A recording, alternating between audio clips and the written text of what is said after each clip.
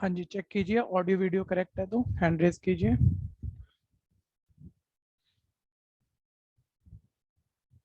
ठीक है,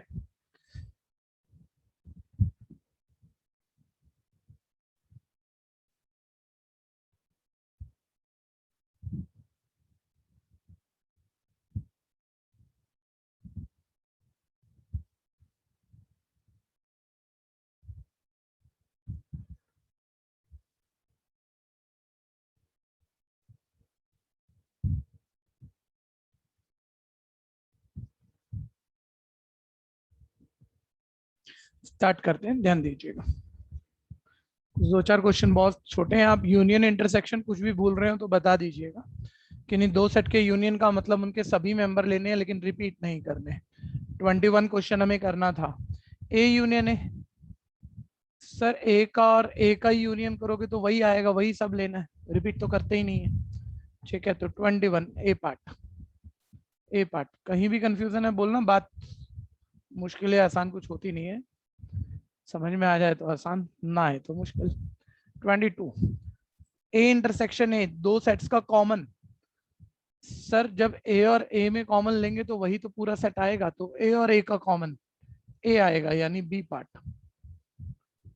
ठीक है, आगे मैं बढ़ूं उससे पहले एक रूल जो मैंने अभी तो नहीं बोला है लेकिन 11th में हम पढ़ते थे, उसे रिकॉल कर लो आप। इस पर क्वेश्चन कई तरह के बन जाते हैं, ध्यान से चेक कर लेना। डी मॉर्गन लॉ आपने 11th में पढ़ा है, आपने 12th प्रोबेबिलिटी में यूज किया है, और अभी भी आपको प्रोबेबिलिटी करनी है, वहां भी यूज होता है। याद कैसे रखते हैं जब रेटाफिकेशन की बात है, किन्हीं दो सेट के यूनियन का होल कॉम्प्लीमेंट याद कर रहे हैं तो बस ऐसे, बस ऐसा होता तो कुछ नहीं है लेकिन फिर भी याद करने के लिए ले लेते हैं। ब्रैकेट खोलो तो कॉम्प्लीकेट कॉम्प्लीमेंट दोनों पे आ जाएगा और यूनियन का इंटरसेक्शन हो जाएगा। ठीक है, तो रेटाफिकेशन ट्रिक बनाई हुई है। और ऐसे डी मॉर्गन लॉ ये भी होता है, ए इंटरसेक्शन बी का होल कॉम्प्लीमेंट, ब्रैकेट खोलेंगे कॉम्प्लीमेंट दोनों पे जाएगा, और इंटरसेक्शन है तो यूनियन हो जाएगा, यूनियन है तो इंटरसेक्शन। ये प्रॉपर्टी याद कर लेना जो आपने 11th सेट्स में पढ़ी थी, 12th प्रोबेबिलिटी में यूज हुई, 11th प्रोबेबिलिटी में भी यूज हुई है डी मॉर्गन लॉ। प्रूफ किया था 11th में इसका वेन डायग्राम से, प्रूफ की तो बात है नहीं, प्रॉपर्टी याद रखना। वापस आ जाओ, देखो 23 क्वेश्चन, ए यूनियन बी का होल कॉम्प्लीमेंट किसके इक्वल है, तो सीधा नजर ही सी पार्ट पे जाती है, ब्रैकेट खुल गया, कॉम्प्लीमेंट दोनों पे चलेगा और यूनियन का हो गया इंटरसेक्शन। ठीक है, यानी 23 सी पार्ट।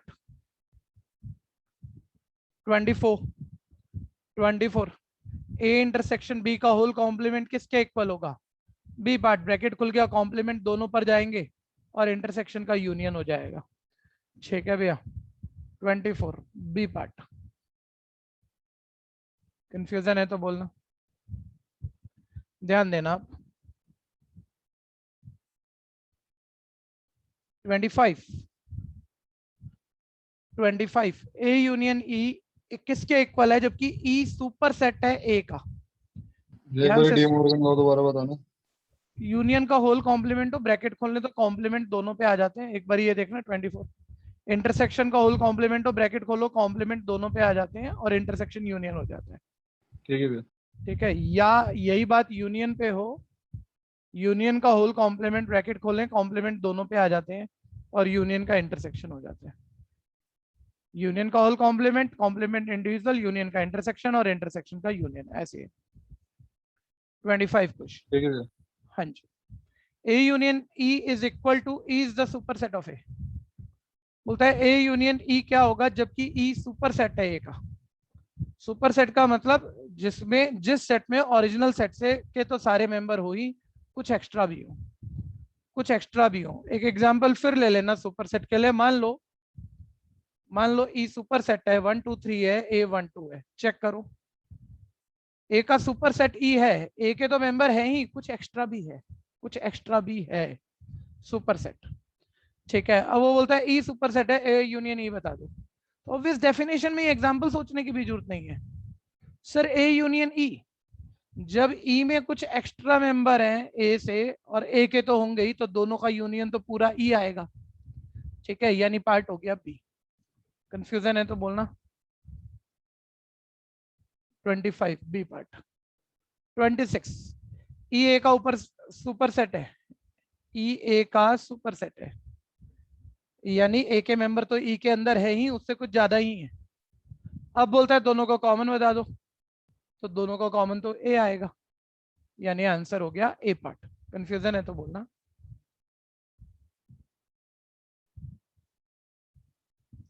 कई चीजों के लिए थ्योरी की जरूरत होती नहीं है, कुछ एक्स्ट्रा कंडीशनों की जरूरत होती नहीं है, आंसर वैसे ही आ जाए।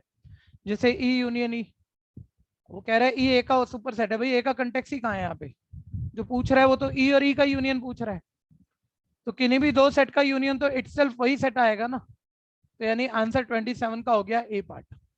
27 A part. A intersection E complement, ये जरा ध्यान से देख लेना, ए इंटरसेक्शन ई कॉम्प्लीमेंट किसके इक्वल है, जबकि वो कह रहा है ई सुपर सेट है ए का। पहले आप वेन डायग्राम ले लो, वेन डायग्राम। सर ई सुपर सेट है ए का, ई के मेंबर्स, ई के अंदर पूरा ए सेट है, ई के मेंबर ए से कुछ ज्यादा है। अब ये पढ़ो ध्यान से, ए एंड नॉट, एक बार ये जरा ध्यान देना भैया, मैंने हाल फिलहाल की क्लास में तो नहीं बताया है, इंटरसेक्शन को आप लैंग्वेज में एंड पढ़ते हो, कॉम्प्लीमेंट को इस कॉम्प्लीमेंट वाले सिंबल को, इसको आप नॉट रीड करते हो। तो अगर आप इसे थ्योरी में पढ़ोगे तो क्या पढ़ोगे, ए लेना है एंड नॉट ई, लेकिन ई नहीं लेना है। ए लेना है लेकिन ई पूरा छोड़ देना है। जब ए में आप पूरा ई छोड़ ही दोगे, ये सब छोड़ दोगे, तो कुछ बचा नहीं, खाली सेट हो गया, एम्प्टी सेट हो गया। ठीक है भैया, मैं आपको याद दिलाऊं एक बार, एक दूसरे तरीके से सुनना इसे। मैंने कहा ये लोग टी लाइकर है, ये लोग कॉफी लाइकर है, टी ड्रिंक को लाइक करते हैं, कॉफी ड्रिंक को लाइक करते हैं। हमने बोला ओनली टी लाइकर बताओ, only T Likert. Sir only T Likert ये पार्ट होता है, टोटल टी लाइकर नहीं कह रहे आप, केवल टी पीने वाले, सिर्फ टी पीने वाले। और इसको सर हम ऐसे भी लिखते थे 11th 12th में, टी माइनस सी, टी में सी के सारे मेंबर छोड़ देने हैं, जो एक्स्ट्रा छूटे हैं वो तो छूटे हुए, कॉमन पार्ट भी छोड़ देना, जो बचा ओनली टी। और इसी को याद करो, आप 2 साल पढ़ रहे हो आप इस चीज को, आप इसे ऐसे भी लिखते थे। ठीक है, जिसे हम थ्योरी से फील लेते थे कि टी इंटरसेक्शन को एंड पढ़ेंगे, कॉम्प्लीमेंट को नॉट पढ़ेंगे, T and not C. T तो लेना है लेकिन सी बिल्कुल नहीं लेना, इसका मतलब ही ओनली टी होता है। ठीक है भैया, कोई भी कंफ्यूजन है तो बोल देना, किसी को भी दिक्कत है तो बोलना। तो मैं वापस आ जाऊं अपनी बात पे। हाँ जी, तो उसने बोला ए इंटरसेक्शन ही कॉम्प्लीमेंट, और बोल रहा है ए ई सुपर सेट है ए का, मैंने एक वेन डायग्राम बना दिया, फिर मैंने थ्योरी में रीड कर लिया। सेकंडों में होता है नॉलेज पे काम। A and not E, sir A लेना है लेकिन ई नहीं लेना। ठीक है, ए लेना है लेकिन ई लेना ही नहीं, तो ई तो बड़ा सेट है, वो पूरा छोड़ ही दोगे तो ए के पास तो कुछ बचेगा ही नहीं, ये आपके पास फाई आ जाएगा। कंफ्यूजन है तो बोलना। ऑप्शन आ गया बी, नहीं, हाँ बी पार्ट, बी पार्ट। 29 मेरे से पहले सोच लो, बात तो बिल्कुल छोटी है, और कहीं दिक्कत है तो पूछ भी लो। सर ए और फाइव में कॉमन, अब उसमें सुपर सेट की कंडीशन का क्या करोगे भाई, किसी भी सेट में और खाली सेट में, नल सेट में कॉमन फाइव आएगा, सी पार्ट आएगा। 29 C part. A union A का कॉम्प्लीमेंट, जबकि वो कंडीशन दे रहा है कि भाई कंटेक्स्ट में ई है, कोई यूनिवर्सल सेट उसने दिया नहीं है भैया। इन जनरल अगर आप बात करोगे तो ये ए है, ये ए को छोड़कर जो बच गया यूनिवर्सल सेट में वो है। ठीक है, ए और ए का कॉम्प्लीमेंट तो यूजुअली तो यूनिवर्सल सेट ही आता है। मान लो यूनिवर्सल सेट को एक्स कह रहा हूँ, तो ए भी लेना, उसका कॉम्प्लीमेंट भी लेना, यूनियन करना है, सब लेना है, तो यूनिवर्सल सेट है ना। लेकिन वो क्वेश्चन में कंटेक्स्ट में ही नहीं है, यूनिवर्सल सेट है ही नहीं। वो कह रहा है ए है और उसका एक सुपर सेट ई है, ए है और एक उसका सुपर सेट ई है। अब ए भी ले लो और उसका कॉम्प्लीमेंट में तो ये एक्स्ट्रा चीजें बचेंगी, ये भी ले लो, इसका यूनियन कर लो, तो ये ई आ जाएगा, यानी आंसर ए पार्ट हो जाएगा। कंफ्यूजन है तो बोलना। दोबारा बताने में। ए लेना है और उसका कॉम्प्लीमेंट उसको छोड़ के लेना है। ठीक है, लेकिन ये मुद्दे की कोई बात नहीं है। मैं ये कह रहा हूं कि यहाँ पर यूनिवर्सल सेट कहीं कहा ही नहीं है कि है, इस ए सेट के कंटेक्स्ट में कोई यूनिवर्सल सेट है, आपको ये ध्यान देना है बस। तो ए और ए का कोई सुपर सेट ई है, तो देखो ये तो ए हो गया, ये का कॉम्प्लीमेंट ए को छोड़कर जो बच गया वो हो गया। एक्चुअली ई यहाँ कुछ कहेगा नहीं ना, तो ई ही यूनिवर्सल सेट मानना पड़ रहा है। ठीक है भैया। ठीक है, अब इन दोनों का यूनियन, तो वापस ई आ गया। नेक्स्ट 31 देख लो, चेक कर लो। ई सेट दिया हुआ आपको कुछ भी, कलेक्शन ऑफ 1 to 9। बोलते हैं सबसेट ऑफ ई लिखना है, ई का कोई सबसेट लिखना है, इन्हीं मेंबरों से कोई भी सेट बनेगा, ठीक है भैया, लेकिन इस कंडीशन का सेटिस्फाइंग लिखना है जो कि है 5 + x > 10। सर ट्रांसपोज रूल लगाएंगे, x > 5 आ जाएगा, 10 - 5 5, सब्ट्रैक्ट 5 बोथ साइड। 5 से बड़े, 5 के इक्वल नहीं, ध्यान देना, जल्दबाजी नहीं करना, 5 से बड़े वाले मेंबर, इसका सबसेट लिखना है, तो 5 से बड़े वाले मेंबर उठा लो, कलेक्शन ऑफ 6 7 8 9, कलेक्शन ऑफ 6 7 8 9, यानी आंसर आ गया बी पार्ट। कंफ्यूजन है तो बोलना। नेक्स्ट 32, आपको मालूम है ये सिंबल डेल्टा के लिए भी यूज होता है ना, डेल्टा होता है का भी सिंबल होता है, ये ट्रायंगल के लिए भी यूज करते हैं, एक साइड को एक्स्ट्रा बोल्ड कर दो, डेल्टा कहा जाता है, ठीक है। तो ऑपरेशन तो ये वाला आपने नहीं पढ़ा है, खैर जो कह रहा है आप उसको पकड़ो। ए डेल्टा भी उसने एक प्रॉपर्टी खुद से दे दी भाई, ये ना a - b union b - a लेना है। अब वो कह रहा है भैया एक ए सेट दिया हुआ आपको, कलेक्शन ऑफ 1 2 3 4। एक मिनट चेक कर लेना आप, बहुत टाइम मत लेना, मैं तो क्वेश्चन रिपीट लिख भी दिया, क्वेश्चन तो लिखने की जरूरत ही नहीं होती ना, ठीक है भैया। अब वो कह रहा है भैया ए डेल्टा बी बता दो, तो मैं कह रहा हूँ बहुत बारी जब वेन डायग्राम से सोच लोगे जल्दी निकलाओगे, इस क्वेश्चन की बात नहीं कर रहा, इवन वर्ड प्रॉब्लम तक आगे आएंगी, वेन डायग्राम से सोच लोगे जल्दी हो जाएगा। तो वेन डायग्राम देखो, कंसिडरेशन में सिर्फ 2 सेट है, ए और बी, जिनमें कुछ पार्ट कॉमन भी है, 3 कॉमन भी है, तो अकॉर्डिंगली वेन डायग्राम सेट करोगे ए बी। सर दोनों में ना कॉमन पार्ट जो है, युवराज ध्यान देना, दोनों में कॉमन पार्ट 3 है, तो कॉमन पार्ट में एक मेंबर है 3। ए का, ए में कॉमन के अलावा जो कॉमन पार्ट में नहीं है दोनों में, वो 1 2 4 है, तो अदर देन कॉमन 1 2 4 है। बी में कॉमन के अलावा, कॉमन पार्ट के अलावा 5 और 7 है, और बस अब देख के हो जाता है।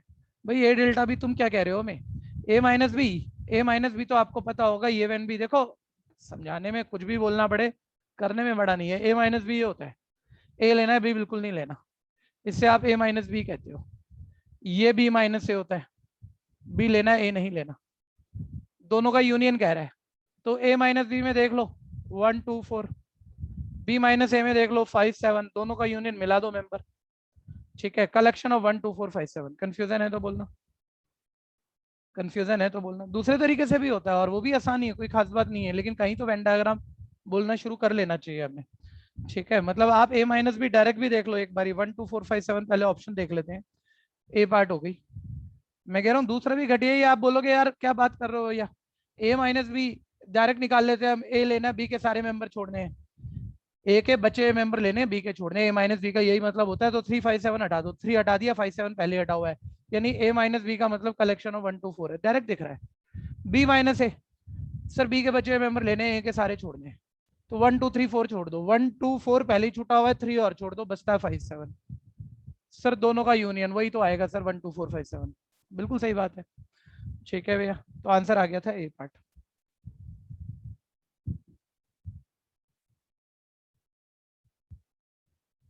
अब नेक्स्ट ध्यान दीजिएगा, नोट्स बनाना बहुत अच्छे से, बातें आगे अच्छे से बढ़ेंगी, यहाँ सब कुछ ही आ जाएगा लगभग लगभग, क्या क्या आने वाला है आप जो पढ़ने वाले हैं अच्छे से फोकस करना, ठीक है। कार्टेशियन प्रोडक्ट किसे कहते हैं, 11th क्लास 2.1 एक्सरसाइज। रिलेशन किसे कहते हैं, 11th क्लास 2.2 पूरी एक्सरसाइज, ठीक है जी। फिर रिलेशन के डोमेन, रेंज, को डोमेन। फिर फंक्शन किसे कहते हैं, 3rd एक्सरसाइज 11th क्लास, ठीक है। फिर फंक्शन 1 to 1 होते हैं 12th क्लास, 1 to 1 होता है, ठीक है। ऑन टू होता है, इंजेक्टिव सरजेक्टिव बाइजेक्टिव होता है 12th क्लास। फिर 12th से आगे जाएंगे, फंक्शन इनटू फंक्शन कौन सा होता है, ऑन टू नहीं बोला मैंने, इनटू, इनटू फंक्शन कौन सा होता है, ठीक है। मैनी टू वन फंक्शन कौन सा होता है, ठीक है। इन्वर्टेबल 12th में आपने आउट ऑफ सिलेबस हो गया था तो नहीं पढ़ा होगा, पिछले साल आपकी बारी में आउट ऑफ सिलेबस हुआ था, रिड्यूस सिलेबस में। फिर इन्वर्टेबल फंक्शन है, ये सब अभी की अभी है, बैक टू बैक प्रॉपर्टीज ही चल रही है सारी, ध्यान से समझना और मजा आएगा, इंटरेस्टिंग है ये, ठीक है भैया। अगर आप बिल्कुल कंसेप्ट से चल रहे हो और ऑर्डर में चल रहे हो तो कोई ऐसी दिक्कत ही नहीं है, ध्यान से सुनते रहना आप, ठीक है। तो सबसे पहले प्रोडक्ट ऑफ सेट की जगह लिखते हैं कार्टेशियन प्रोडक्ट, कार्टेशियन प्रोडक्ट, ठीक है। प्रॉपर्टी बहुत अच्छे से नोट बनाना भैया, इन पर हर चीज पर क्वेश्चन है, हर चीज पर, ठीक है, मैंने आपको बोला सेट ए, सेट ए के मेंबर है मेरे पास 1 2 3, सेट बी के मेंबर है मेरे पास मान लो 4 5। मैंने बोला इन दो सेट की कार्टेशियन प्रोडक्ट लिखो ए क्रॉस बी, याद करो देखो 11th में आप लिखते थे ए क्रॉस बी। सर पहली बात ये, इसे आप क्रॉस पढ़ रहे हो, आप मल्टीप्लाई नहीं पढ़ रहे, दो सेट की मल्टीप्लाई तो होती भी नहीं है, डिफाइंड ही नहीं है वर्ड, क्रॉस कह रहे हो आप, इसे कार्टेशियन प्रोडक्ट कह रहे हो। इसमें उल्टा पुल्टा पॉसिबल नहीं है भैया, पहले वो ध्यान देना। कॉमेटेटिव नहीं होती क्रॉस प्रोडक्ट कार्टेशियन प्रोडक्ट, उल्टा पुल्टा सेम नहीं होता। ए क्रॉस बी में प्री सेट पहला सेट के सभी मेंबर को पोस्ट सेट के सभी मेंबर से एसोसिएट करके ऑर्डर पेयर बनाने होते हैं ऑल पॉसिबिलिटी पे, रिजल्ट को ए क्रॉस बी कहा जाता है। सर कहने का मतलब प्री सेट ए पहला मेंबर उसी का आएगा 1, उसको बी के हर मेंबर के साथ एसोसिएट करके ऑर्डर पेयर बनाते जाओ 1,4 1,5 ऑल पॉसिबिलिटी पे, ऐसे 2 को भी, अदर मेंबर को भी 2,4 2,5। बहुत बड़ी गेम है, इसमें ध्यान देना, कोई भी रूल आउट नहीं कर देना, ध्यान से सुन लेना भाई। ठीक है भैया, आप किसी भी लेवल पे बैठे होंगे आपको सब कुछ किसी भी हालत में नहीं पता है। ठीक है भैया, तो ये ए क्रॉस बी आ गया। ठीक है, ये ए क्रॉस बी आ गया, तो पहले ध्यान कर लो ए क्रॉस बी हम कैसे लिखते थे। अब इसमें एक प्रॉपर्टी चलती थी, ठीक है, इसी पर मतलब कि इसी से बहुत क्वेश्चन बन जाते हैं यार इससे। सेट ए में कितने मेंबर है चेक करो सर, 3 है। सेट बी में कितने मेंबर हैं सर, 2 हैं। तो आपने ए क्रॉस बी लिखा, उसमें कितने मेंबर आए सर, लिखा, काउंट कर लेते हैं 1। ये एक ऑर्डर पेयर है सर, ये एक सिंगल मेंबर है, ध्यान देना 1,4 ग्राफ पे ढूंढेंगे, एक पॉइंट है ये। ठीक है, कितने मेंबर है 1 2 3 4 5 6, सर ए क्रॉस बी में 6 मेंबर है। ठीक है भैया, तो सर एक्चुअली वो ए के और बी के मेंबर की मल्टीप्लाई कर दो काउंटिंग ऑफ मेंबर की, तो ए क्रॉस बी के मेंबर आ जाते हैं। तो इसमें प्रॉपर्टी होती थी ना, ये भी साथ साथ लिखना भैया, सेट ए में एम मेंबर है, सेट बी में एन मेंबर है, तो ए क्रॉस बी में क्या फॉर्मूला बना, फॉर्मूला भी पूछ लेगा, इतना छोटा फॉर्मूला भी पूछ लेगा। ठीक है भैया, और फिर आगे इससे सबसेट वगैरह तो सब बनता है, इन्हीं चीजों से बनता है। आप में से कोई भी याद दिलाएगा, आप में से कोई भी याद दिलाएगा, ये तो चलो प्रॉपर्टी हो गई। ए क्रॉस बी कैसे लिखते हैं, ए में एम मेंबर है, बी में एन मेंबर है, ए क्रॉस बी में एम इंटू एन मेंबर है। ठीक है, अच्छा मैं एक और बात करूं उससे पहले, कुछ और पूछूं उससे पहले, आपको जरूर पता होगा यहाँ पर कि ये जो भी यहाँ पर ए क्रॉस बी के जो प्री मेंबर है, मतलब दिख ही रहा है लेकिन एक बार फिर इसको मतलब कि एक्सप्लोर कर लो, प्री मेंबर है ये, यानी हर मेंबर की एक्स पोजीशन है, यानी जो एब्सिसा है हर मेंबर की फर्स्ट पोजीशन है, first position x position, abscissa जो है वो प्री सेट को रिलेट करता है, ध्यान देना, एब्सिसा यहाँ बिलोंग करता है पहले वाले सेट को, दिख रहा है लेकिन फिर भी लिख लो यार। ठीक है भैया, और जो ये पोस्ट पोजीशन है, पोस्ट पोजीशन ऑब्वियस यार ये बाद वाले सेट को रिलेट करेगी, ये रिलेट करेंगी, ये जो पोस्ट पोजीशन है ऑर्डिनेट, ये बिलोंग करेंगे सर पोस्ट सेट को जो कि बी है, छोटी बात है। आप में से कोई भी याद दिलाओ, देखो बहुत छोटा टर्म पूछ रहा हूँ आपसे, रिलेशन किसे कहते हैं, इसी से निकला है रिलेशन, आपको मालूम है, बहुत बड़ा आपने 11th-12th में, एक शब्द बोलना है, कोई भी बोल दो, रिलेशन किसे कहते हैं अनन्या, रिलेशन किसे कहते हैं? ऐसा किसी सेट के सबसेट्स जो होते हैं उस पे किसी कितने भी भी सेट के रिलेशन हो सकते सबसेट, किसी भी सेट के सबसेट, अनन्या, अनन्या को याद है लेकिन डेफिनेशन तो नहीं बनी बच्चे। ठीक है, चलो और किसी के पास Every चल, हाँ बोलो बोलो। subset of A cross B is a relation from A to B. बहुत बढ़िया, तो ध्यान से सुनना, किसी भी सेट के सबसेट रिलेशन नहीं होते।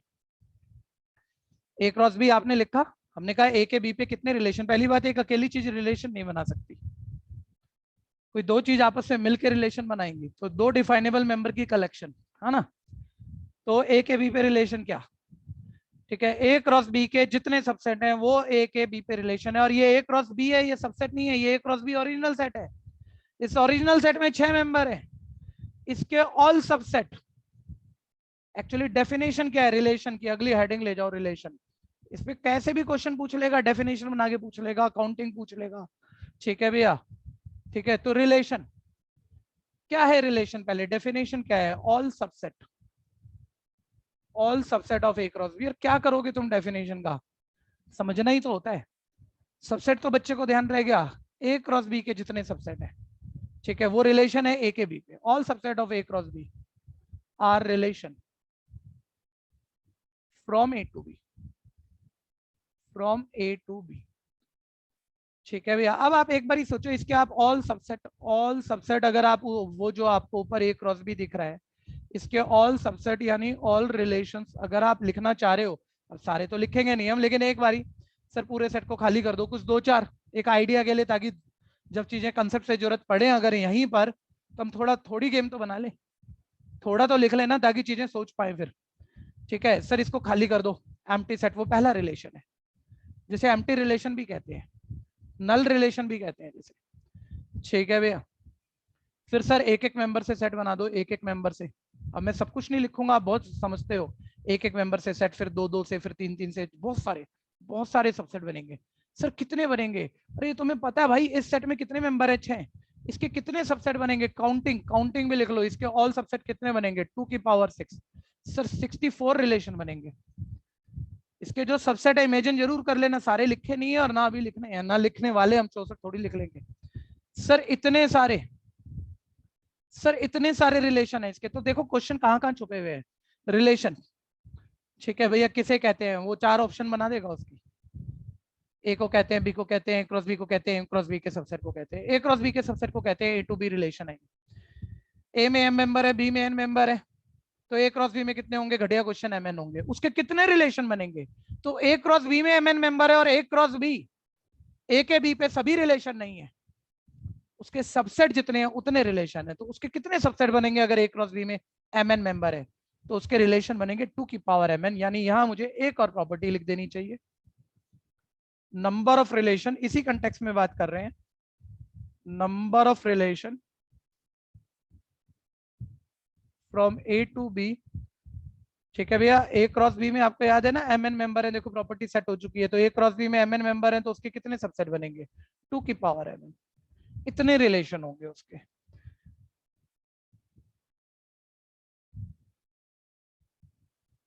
अब इसी से ये बात अब थोड़ी देर बाद कंटिन्यू करूंगा, पहले 11th निपटा दूं, ये 11th का 60 था, लेकिन इसको यहाँ छोड़ा हमने, 11th में इसके क्वेश्चन कर लिए, अभी इसके भी क्वेश्चन चलो जो होंगे आ जाएंगे।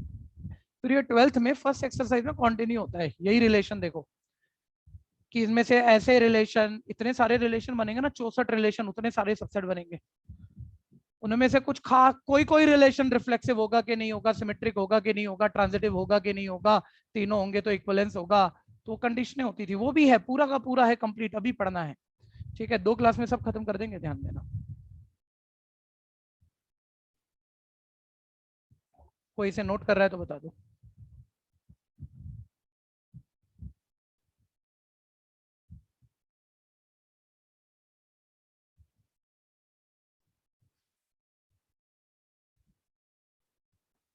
नेक्स्ट आते हैं फंक्शन पे, बहुत बड़ी गेम है भैया, ध्यान से सुनना। रिलेशन में ही चलो एक बात पहले पूरी कर दो, रिलेशन में ही एक बात पूरी कर देते हैं पहले, रिलेशन ही, अभी हेडिंग रिलेशन ही लिखना है। एक एग्जांपल ले लेते हैं कि सेट ए में मेंबर 1 से लेके 10 तक है, हाँ, और मैंने कहा आर एक रिलेशन है। अच्छा, यहाँ ना मैपिंग एक बहुत इंपॉर्टेंट चीज होती है, जो आपने पक्का 11th-12th में सीखी है, जिसने किसी ने नहीं सीखी है तो वो मतलब उसके लिए चीजें बड़ी मुश्किल रही होंगी, ठीक है भैया। आर एक रिलेशन है जिसकी मैपिंग ए टू ए है, हमने ऐसे बोला, जिसकी मैपिंग ए टू ए है। फिर वो रिलेशन, ये मैपिंग का क्या मतलब है एक बारी फिर बता रहा हूँ, क्योंकि जब आप रिलेशन की डेफिनेशन भूल सकते हो तो आप फिर कुछ भी भूल सकते हो, ठीक है भैया। इस रिलेशन को मैंने बोला, इसको सेट नोटेशन, मैंने अलजेब्रिक सेट बिल्डर फॉर्म लिखा, इस रिलेशन के मेंबर एक्स कोमा वाई है। फिर मैंने कहा वाई एक्स से 4 ज्यादा है, ठीक है भैया, और वैसे तो और लिखने की जरूरत चलो है नहीं, ठीक है। अब बच्चा कह रहा है सर क्या मतलब, ए सेट में 1 से 10 तक नेचुरल नंबर हो गए, ए टू ए रिलेशन है। आपने रिलेशन एक बारी भैया पूरी गेम सोचना, बड़ा मजा आता है चीजों में अगर सही समझो। यार ए में 10 मेंबर है, आप ऐसे सोचो प्री सेट ए में आपके पास 10 मेंबर है, x+4 कर दिया ना मैंने, x+6 कर देते हैं, जल्दी निकल जाएंगे यार, ठीक है भैया। 1 से लेके 10 तक मेंबर है, और ए सेट दोबारा ए टू ए रिलेशन, तो ए का ए पर ही है, तो पोस्ट सेट में भी भैया वो ध्यान देना। ठीक है, ये ए टू ए मैंने लिखा, ध्यान से एक बारी सुन लो, कुछ खास बता रहा हूँ, ध्यान से सुनो। आप पूरी गेम सोचो, सेट ए में सर 10 मेंबर हैं, दोबारा सेट ए में 10 मेंबर हैं, तो ए क्रॉस ए में कितने आएंगे? बोलो भैया पुनीत, ए क्रॉस ए में कितने मेंबर आएंगे? अरे बोलो, 2-4 बच्चे, पुनीत, अनन्या, अनुषा, 100। सर ए में 10, दोबारा ए में 10, तो 10 इंटू 10 100 मेंबर आएंगे। आप एक इमेजिन करो, ए क्रॉस ए में 100 मेंबर, 1,1, 1,2, 1,3, ऐसे 100 मेंबर है, इतना बड़ा सेट, उसके कितने सबसेट वो रिलेशन है? सर 2 की पावर 100। इतने रिलेशन में से एक रिलेशन दिया है सेट नोटेशन, वो 1,1, 1,2 ऑल जो एसोसिएशन थे उनमें से मैंने कोई एक खास सबसेट उठा रखा है ए क्रॉस ए का, और वो भी शब्दों में लिख के दे रखा, भाई एक रिलेशन है।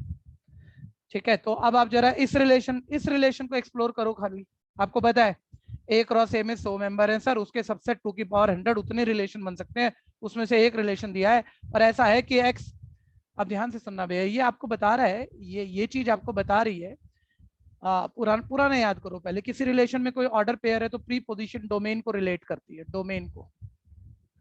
पोस्ट पोजीशन, जैसे कि आप ऑर्डिनेट भी कहते हो, रेंज को रिलेट करती है। सर क्लियर हो रहा है? डोमेन एक्स है, रेंज वाई है। फिर और एक चीज याद रखो, अच्छे से याद करो, किसी भी मैपिंग में, चाहे रिलेशन की मैपिंग है चाहे फंक्शन की मैपिंग है, में थोड़ा फर्क भी हो जाता है वैसे तो, लेकिन ये बात कॉमन है, चाहे रिलेशन की मैपिंग हो चाहे फंक्शन की मैपिंग हो, ये जो पहले वाला सेट है डोमेन इसमें से होंगे। ठीक है, और जो बाद वाला सेटअप जो भी अभी तो हमने सेम लिखा हुआ, रेंज इसमें से होंगी, आउट ऑफ ए रेंज होंगी, और डोमेन भी इस प्री सेट में से होंगे। जरूरी नहीं है सारे होंगे, हो सकते हैं कुछ भी हो, कुछ कम भी हो सकते हैं, फंक्शन नहीं है, रिलेशन है, ध्यान देना। ठीक है, डोमेन इसमें से होते हैं, रेंज इसमें से होती है, लेकिन इस बाद वाले पूरे सेट को, कंप्लीट सेट को, बाद वाला जो भी कंप्लीट सेट है उसे कोडोमेन कहते हैं आप।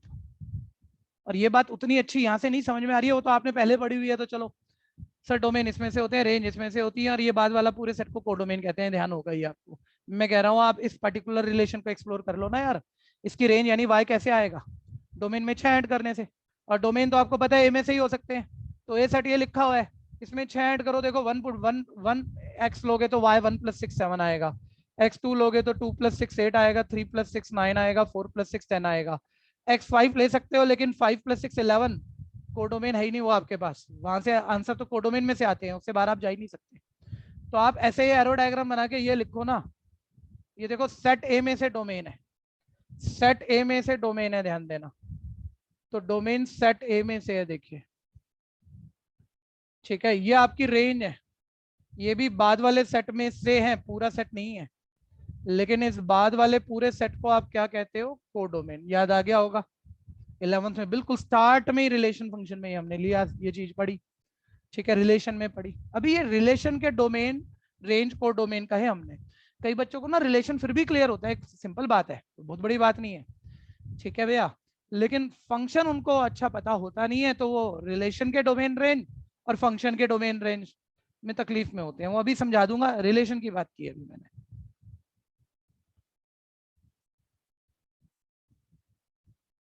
ये वैसे कोडोमेन और रेंज में कोई डिफरेंस नहीं होता? कोडोमेन बिल्कुल ज्यादा भी। होते हैं, रेंज कम हो सकती है कोडोमेन से। ठीक है, रेंज ये आई है ना, मैंने जब जो भी मेरे को रिलेशन दिया उसमें मैंने चीजें पुट करी, आंसर तो यही आए हैं बाद वाले सेट में से, पूरा ठीक है सेट तो भैया। आंसर नहीं आया। तो रेंज कोडोमेन से कम हो सकती है, लेकिन इक्वल भी हो सकती है, वो भी मना नहीं करेंगे।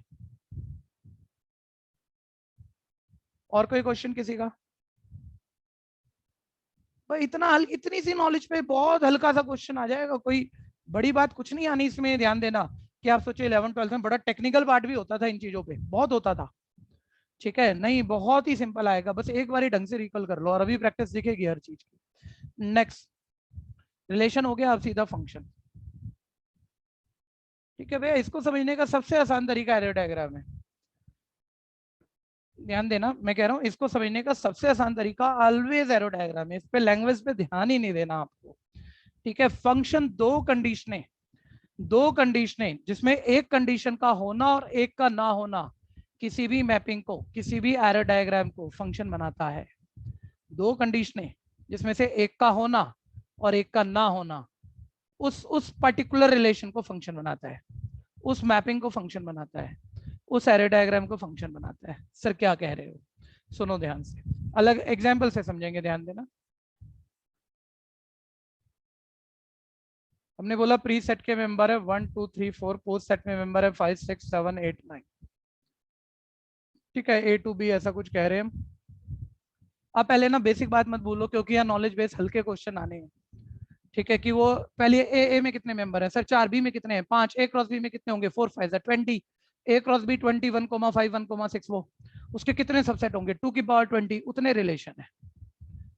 उन रिलेशन में से वो सारे रिलेशन है जितने सबसेट बनेंगे, वो ए क्रॉस बी के जितने सबसेट बहुत सारे हैं 2 की पावर 20, उन रिलेशन में से कोई खास रिलेशन को जो दो कंडीशनें मैं बताऊं, ऐसे रिलेशन जो वो दो कंडीशनें सेटिस्फाई कर दें, उन रिलेशन को हम फंक्शन कहते हैं।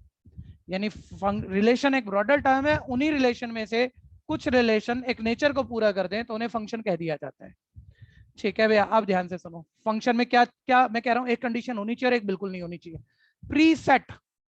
प्रीसेट ये मैपिंग एफ की ए टू बी दी हमने, ध्यान देना। प्रीसेट फुल्ली यूटिलाइज होना चाहिए। बहुत बच्चों को ध्यान आ रहा होगा, सब ऐसे, और 2-2 साल पढ़ा हमने लगातार। प्रीसेट फुल्ली यूटिलाइज होना चाहिए एज अ डोमेन। ठीक है, रिलेशन में तो जरूरी नहीं था ना, रिलेशन में तो मैं 1 पे 5 आया, 2 पे 6 आया, बाकी सब हटा देता हूँ। तो भाई जो तुम्हारा ए क्रॉस बी के 20 मेंबर थे, उसमें से 2 मेंबर का सबसेट बना रखा हमने, रिलेशन है। लेकिन मान लो मैं ये ना लिखता, तो प्रीसेट में मेंबर तो 4 ही है ना, लेकिन आपके डोमेन तो 2 ही रह गए ना, सारे तो यूज नहीं हुए ना। वो रिलेशन था लेकिन फंक्शन नहीं था। लेकिन हमने बहुत सारे रिलेशन है, एक ऐसा रिलेशन उठा के लिख दिया, एक ऐसा सबसेट उठा के लिख दिया जिसमें प्रीसेट देखो फुल्ली यूटिलाइज है एज अ डोमेन। पहली कंडीशन ये है, जो प्रीसेट है फुल्ली यूटिलाइज है एज अ डोमेन, ये होना चाहिए।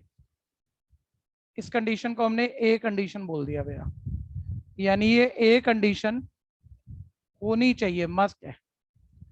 तो ये कोई भी रिलेशन फंक्शन होगा, लेकिन सिर्फ इसके होने से नहीं हो जाएगा, एक बिल्कुल नहीं होनी चाहिए। और वो मैं इकट्ठी नहीं बोलूंगा, वो क्योंकि कंफ्यूजन लगे ना किसी को, शुरू में आसान करके समझ लो। ठीक है, ये ए तो होनी चाहिए सर। बी दूसरी कंडीशन क्या है? ये इसको फर्स्ट बोल देते हैं, चलो ए तो यूज कर लिया हमने। मैंने कहा 1 2 3 4 5 प्री सेट पोस्ट सेट में अब आप किसी भी तरह के नंबर सेट कर लो। लो जी, मैपिंग वही है एफ की ए टू बी। मैं ये कह रहा हूं एक डोमेन पे 2 रेंज नहीं आनी चाहिए, एक ही डोमेन पे। मान लो अब हमने आपको ये मैपिंग दे दी, ये मैपिंग दे दी हमने, ये लो। ठीक है भैया, या थोड़ा सा मतलब कोई आलतू फालतू बात ना सोच जाए कोई बच्चा, थोड़ा सा अलग कर लेते हैं, ऐसे कर लेते हैं।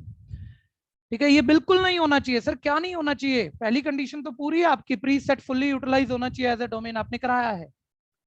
अरे एक डोमेन पे 2 रेंज नहीं आनी चाहिए, याद करो 2 साल तक किस वर्ड से पढ़ा आपने इसे।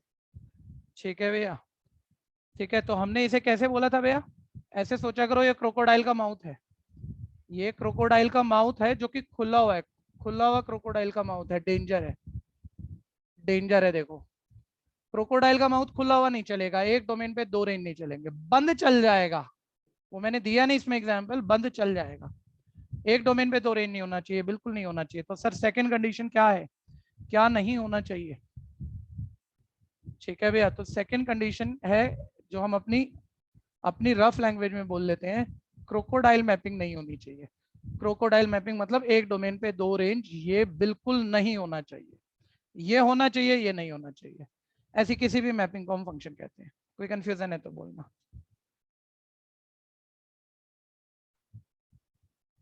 फटाफट फटाफट से करो, देखो ध्यान आ गया होगा सब।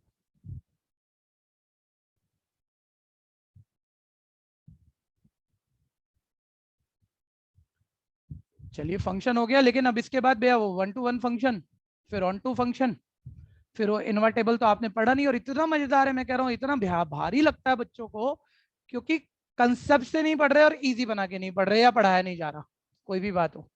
बहुत सिंपल चीज है, देखो मजा आएगा अभी आपको। कोई कर रहा है तो बोल देना, जरा हैंड रेज दे देना। नेक्स्ट, अब टाइप ऑफ फंक्शन पे आ गए हम। टाइप ऑफ फंक्शन,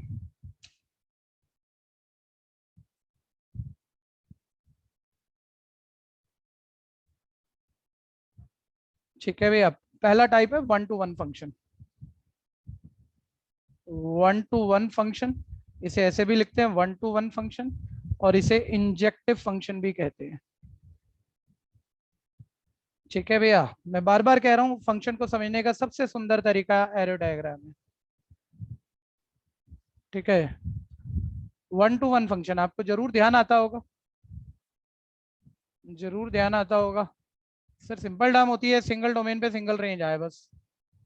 पहले वो बात चेक कर लेना भैया, पहले सभी वो बात। अच्छा, इसमें मैं कुछ बेटर कर रहा हूँ, आपने इन्वर्टेबल नहीं पढ़ा है, इनवर्स ऑफ अ फंक्शन नहीं पढ़ा है आपने 12th क्लास में भी। वो अभी कर दूंगा मैं, यही खत्म कर दूंगा अभी अभी 2-4 मिनट के अंदर। पहले 1 to 1 फंक्शन याद कर लो, ये तो पढ़ा है। सर सिंगल सिंगल डोमेन पे सिंगल सिंगल रेंज आ जाए उसे हम 1 to 1 फंक्शन कहते हैं। भाई ठीक है, वो तो ठीक है, लेकिन एक चीज और चेक कर ले, कहीं मैंने कोई चीटिंग कर दी हो, घोटाला कर दिया हो, ये फंक्शन भी है कि नहीं है। 1 to 1 तो बाद में बोलेगा ना। Sir preset fully utilise है, एक का होना और एक का ना होना क्रोकोडाइल मैपिंग है नहीं सर, ये तो है फंक्शन। और सिंगल डोमेन पे सिंगल रेंज है, इसे ही तो 1 to 1 फंक्शन नाम याद कर लो, या इंजेक्टिव फंक्शन कहते हैं। ठीक है, लेकिन जब मैं ऐसा करता हूं तो मैं यहाँ पर इसकी एक एग्जांपल और दे देता हूँ आपको, ताकि जब मेरे को इन्वर्टेबल बोलना हो तो मैं नहीं बोलूं, आप आराम से सोच पाओ उससे। एक और एग्जांपल ले लेते हैं। और अभी एक चीज बताना भैया, बोलना यार, बोलते नहीं हो यार, आप बड़े अजीब बच्चे हो, सुनते ही सुनते रहते हो बस। ठीक है भैया, मैं ये कह रहा हूँ, देखो 1 to 1 तो ये भी है, पहले चेक कर लो फंक्शन है, प्री सेट फुल्ली यूटिलाइज है। ठीक है, एक का होना, एक डोमेन पे दो रेंज नहीं है, दूसरे का ना होना फंक्शन है। सर 1 to 1 भी है, सिंगल डोमेन पे सिंगल रेंज। भाई ये भी था, ये भी था, दोनों है 1 to 1, लेकिन यहां ध्यान देना, इस वाले में हमने कोडोमेन ज्यादा है, हमारी रेंज कम है। कोडोमेन में एक 9 एक्स्ट्रा है, रेंज सिर्फ 5, 6, 7, 8 आई है। इसमें मैंने एग्जांपल बनाया, एक्स्ट्रा रखा नहीं है, रेंज और कोडोमेन बिल्कुल बराबर है, और 1 to 1 तो है। अब इन्वर्टेबल फंक्शन अभी समझ लो किसे कहते हैं। अच्छा छोड़ो इन्वर्टेबल फंक्शन, क्यों समझा लो, समझाए हम अपने आप बनाना। बस मुझे बताओ, क्या अगर मैं इस 1 to 1 इस वाली मैपिंग पे रिवर्स करूं, बोल देना भाई। भाई एफ लेफ्ट टू राइट तो एक फंक्शन है, इवन 1 to 1 फंक्शन भी है, लेकिन रिवर्स आ जाऊं दीपांशु तो ये फंक्शन है, बी टू ए फंक्शन है। नहीं है। दीपांशु ने है बोल दिया शायद। No sir. नहीं, ओके सर, रिवर्स आ जाओगे तो बी टू ए में प्री सेट फुल्ली डोमेन ही यूटिलाइज नहीं है, फंक्शन होने के लिए फुल्ली डोमेन यूज होना चाहिए। ठीक है, तो सर ये 1 to 1 तो होगा, लेकिन उल्टा आने में पहला वाला set fully as a domain utilise नहीं है, यानी ये रिवर्स में फंक्शन ही नहीं है। तो इसका इन्वर्टेबल, इसका इनवर्स, इसका उल्टा नहीं बना पा रहे। इनवर्स तो आपको भी एक आइडिया होगा, ओरिजिनल फंक्शन एफ ऐसा फंक्शन है जिसमें सेट ए डोमेन डालें तो सेट बी में से रेंज आ जाए। तो इसका इनवर्स अगर होता तो ऐसा होता, एफ इनवर्स ऐसा होता जिसमें बी डोमेन होता और ए रेंज आता, लेकिन हो नहीं सकता क्योंकि पूरा फंक्शन ही नहीं है, पूरा सेट फुल्ली डोमेन की तरह यूज नहीं हो रहा, इसका इन्वर्टेबल पॉसिबल नहीं है। यानी सिर्फ 1 to 1 होने से, सिर्फ 1 to 1 होने से कोई भी फंक्शन इन्वर्टेबल नहीं होता। ठीक है, ये क्यों बनाई है थोड़ी देर बाद पता लगेगा, क्योंकि इन्वर्टेबल में इसका तो कोई यूज नहीं हुआ है, इसका इन्वर्स नहीं कर पा रहे हम इसका। ठीक है भैया, इस वाली का कह रहा हूं मैं। नंबर 2 आ जाओ, number 2 type function onto function, जिसे आप कहते हैं सर्जेक्टिव फंक्शन। ठीक है, बस सर्जेक्टिव फंक्शन मैं फिर कह दूं 12th में काफी टेक्निकल था, अभी बहुत हल्के पे पढ़ना है हमने। ऐसे रख लो, चलो 1 पे 5 आया, 2 पे 1 आया, ध्यान ध्यान से देखो, 3 पे 6 आया, 4 पे चलो 7 आया है, और 5 पे मान लो 8 आया। पहले आप चेक कर लो फंक्शन तो है ना sir, preset fully utilise है, एक डोमेन पे दो रेंज नहीं है, क्रोकोडाइल का माउथ ओपन वाला मैपिंग नहीं है, बंद वाला है, करेक्ट ही है, सब कुछ फंक्शन तो है। ठीक है, मेरा दूसरा क्वेश्चन जो आपकी नॉलेज है क्या है, 1 to 1 है, मतलब कोई भी एरो डायग्राम बना के पूछ लेगा ऐसे, क्या 1 to 1 है? सर नहीं है, 1 to 1 नहीं है सर, सिंगल डोमेन पे सिंगल रेंज नहीं है, एक जगह दो डोमेन पे एक रेंज है, जिसे अभी थोड़ी देर बाद अलग से लिख दूंगा, इसे मैनी टू वन फंक्शन भी कहते हैं। मैनी टू वन, दो डोमेन पे एक रेंज, मैनी टू वन। अब ये तो 12th में भी नहीं पढ़ा ना आपने, सीबीएसई एनसीईआरटी का तो पार्ट नहीं था ना। ठीक है, बाकी हमने पढ़ा होगा। खैर सर आप तो ऑन टू बता रहे थे, ऑन टू क्या होता है? अरे इस बाद वाले पूरे सेट को, अगर ये ए टू बी एक मैपिंग है, एरो डायग्राम है ए टू बी, तो इस बाद वाले पूरे सेट को आप कोडोमेन कहते हो, कोडोमेन कहते हो। ये जो है आपकी रेंज है, और जब रेंज और कोडोमेन बिल्कुल बराबर हो जाए किसी भी फंक्शन में, रेंज और कोडोमेन बिल्कुल बराबर हो मतलब एक्स्ट्रा ना हो कोडोमेन में कुछ, सारा का सारा कोडोमेन रेंज हो चुका हो, तो ऐसे फंक्शन को इम्प्लाई करते हैं, ऐसी मैपिंग को हम ऑन टू फंक्शन कहते हैं। ये ऑन टू फंक्शन है, सर्जेक्टिव फंक्शन है। कोई कंफ्यूजन है तो बोल लेना। अभी इन्वर्टेबल यहां तक तो हमने 12th में बातें की हुई हैं, लेकिन अब इससे आगे चलो।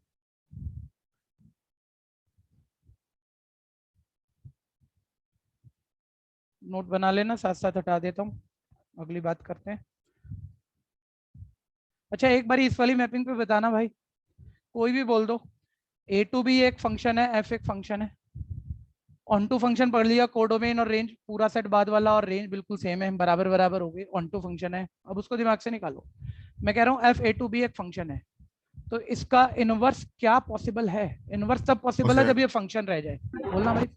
नो सर, क्रोकोडाइल मैपिंग आ जाएगी। नहीं सर, क्रोकोडाइल मैपिंग आ गई, एक डोमेन पे दो रेंज, एक डोमेन पे दो रेंज। रिवर्स में तो ये सर फंक्शन ही नहीं है। यानी एक बात समझो, मतलब कि अभी इन्वर्टेबल ये सिर्फ ऑन टू होने से भी नहीं हुआ, ऑन टू तो है, सिर्फ 1 to 1 होने से भी नहीं हुआ। देखो ये 1 to 1 भी था, ये 1 to 1 भी था, लेकिन ऑन टू नहीं था। ये देखो ये ऑन टू है लेकिन 1 to 1 नहीं है। ठीक है, अकेला अकेला होने से इनवर्स नहीं आ पा रहा, वापस नहीं आ पा रहे हम, लेकिन अब ये वाला देखो आप। ठीक है जी, अब यहाँ हटा देते हैं। पहले आप ऐसे देखो इस चीज को। तीसरा टाइप ऑफ फंक्शन ले लेते हैं अभी, थर्ड, जिसे हम कहते हैं 1 to 1 and onto function. And आ गया बीच में, ठीक है भैया। और इंजेक्टिव सर्जेक्टिव दोनों है actually, 1 to 1 onto, injective surjective दोनों है, तो आपको याद ही होगा इसे हम बाइजेक्टिव फंक्शन कहते थे। बाइजेक्टिव फंक्शन दोनों है, बाइजेक्टिव है। ठीक है, तो देखो ये 1 to 1 भी है, ये ऑन टू भी है, पूरी कोडोमेन रेंज के बराबर भी है, दोनों ही है, सिर्फ एक बात नहीं है यहाँ। ठीक है, इसका इन्वर्टेबल क्या पॉसिबल होगा? अगर एफ ए टू बी एक फंक्शन है, 1 to 1 भी है, ऑन टू भी है, तो क्या इस बारी मैं लिख सकता हूँ कि इसका inverse B to A defined है? Sir definitely. आओ ना रिवर्स आप, इसमें ए डोमेन थे, रेंज बी था, इनवर्स में बी डोमेन है, फंक्शन डिफाइन हो रहा है सर प्री सेट। अगर उल्टा आ जाओगे, प्री सेट फुल्ली यूटिलाइज है। ठीक है, क्रोकोडाइल मैपिंग नहीं है उल्टे पे, यानी इनवर्स इसका डिफाइन हो रहा है भैया। और इनवर्स कब पॉसिबल है आप ध्यान दो, यानी चौथा पार्ट आ गया, एफ कब इन्वर्टेबल होगा? ठीक है, इफ एफ इज बाइजेक्टिव लिख दू चल जाएगा ना, दोनों 1 to 1 ऑन टू। इस पे क्वेश्चन पूछ लेगा, सिर्फ इतना ही पूछ लेगा, 1 to 1 और ऑन टू है तो क्या इन्वर्टेबल पॉसिबल है? एमसीक्यू में बना देगा इससे कुछ भी। ठीक है भैया, बाइजेक्टिव है तो इंप्लाई कर गया इन्वर्टेबल है function, F is invertible. Invertible मतलब उसका इनवर्स पॉसिबल है। ठीक है भैया, और ये भी इंप्लाई कर गया कि अगर ओरिजिनल फंक्शन एफ की मैपिंग ए टू बी थी, ठीक है भैया, तो एफ इनवर्स की मैपिंग, उसके इनवर्स की मैपिंग बी टू ए हो जाएगी। ये भी इंप्लाई कर गया। ठीक है, कहीं से भी कैसा भी क्वेश्चन आ सकता है, हल्का सा इजी आएगा, लेकिन इन्वर्टेबल फंक्शन। कोई कंफ्यूजन है तो बोलना।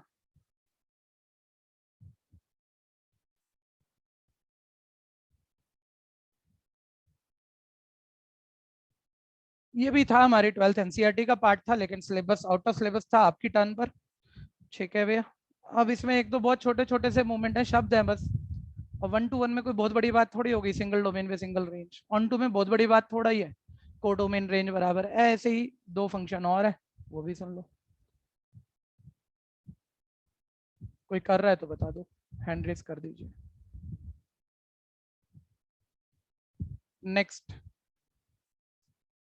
नेक्स्ट टाइप ऑफ फंक्शन आ गया,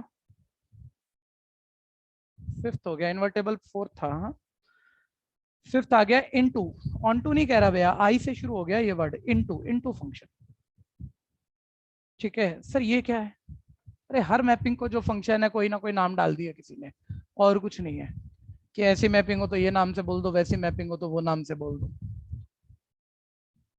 ठीक है, 1 पुट किया 5 आया, 2 पुट किया 6 आया, 3 पुट किया 6 आया, 4 पुट किया 7 आया।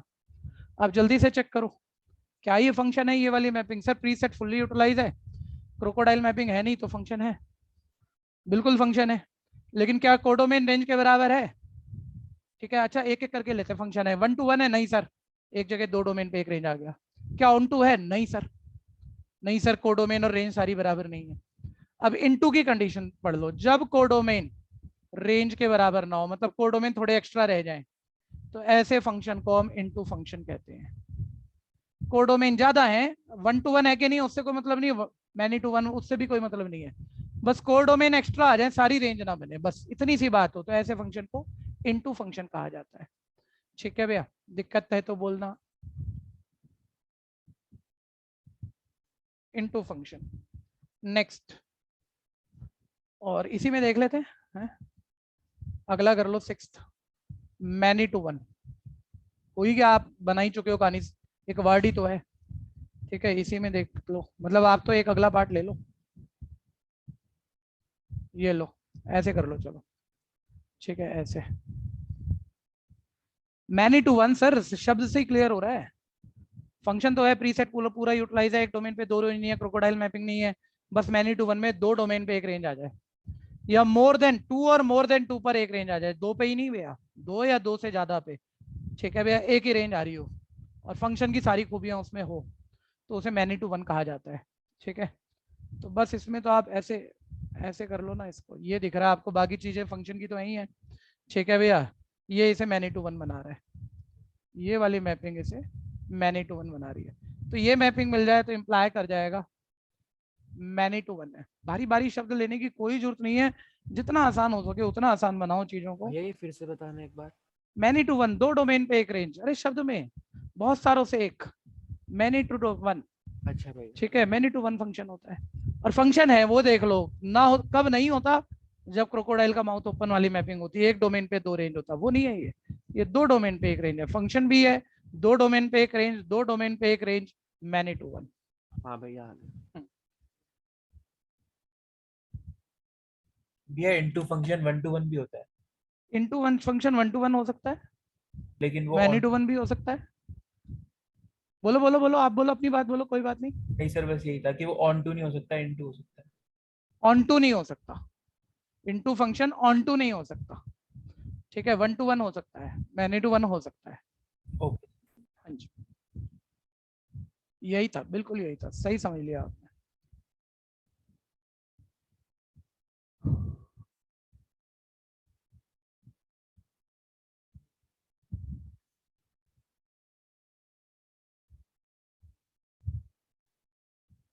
एक्सरसाइज 7 भी ध्यान दीजिएगा।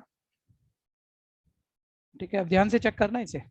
ए सेट है XYZ, बी सेट है PQRS, relation on A to B है। वो बोल रहा है जो भी रिलेशन है वो फंक्शन इनमें से कौन से हैं वो बता दो। फंक्शन कौन से हैं? Preset fully utilise domain होना चाहिए, और वही होना चाहिए, एक्स्ट्रा नहीं होना चाहिए। देखो पहली पोजीशन तुम्हें पता है डोमेन की होती है, XYZ डोमेन यूटिलाइज है। ठीक है, एक्स एक्स एक्स, लेकिन ये ध्यान से देखना, 2 बार ही आ गया एक्स, लेकिन 2x पे 2 डोमेन पे एक रेंज मैनी टू 1 चल जाएगा, कोई दिक्कत नहीं है। ठीक है भैया, अब फिर ध्यान देना जरा, PQRS, पहली बात पूरा प्रीसेट फुल्ली डोमेन यूटिलाइज है।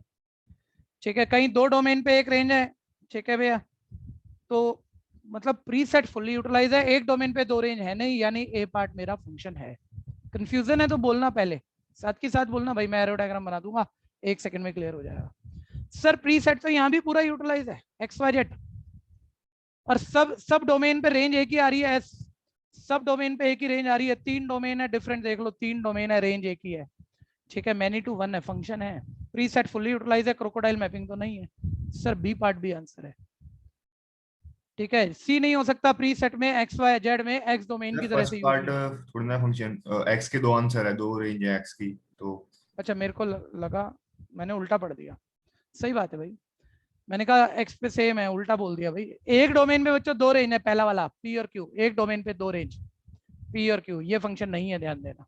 ठीक है, सी पे था मैं। प्रीसेट फुल्ली यूटिलाइज नहीं है सर, एक्स नहीं है डोमेन की तरह से यूज, वो भी नहीं है। डी पर आ जाओ, डी पर एक्स वाई जेड पूरा domain pre set fully domain use है, ठीक है। और एक डोमेन पे दो रेंज, देखो X repeat Y repeat Z repeat तो हो ही नहीं रहा, एक डोमेन पे दो रेंज तो है ही नहीं, ठीक है। डीबी फंक्शन है, बी एन टी, कंफ्यूजन है तो बोलना।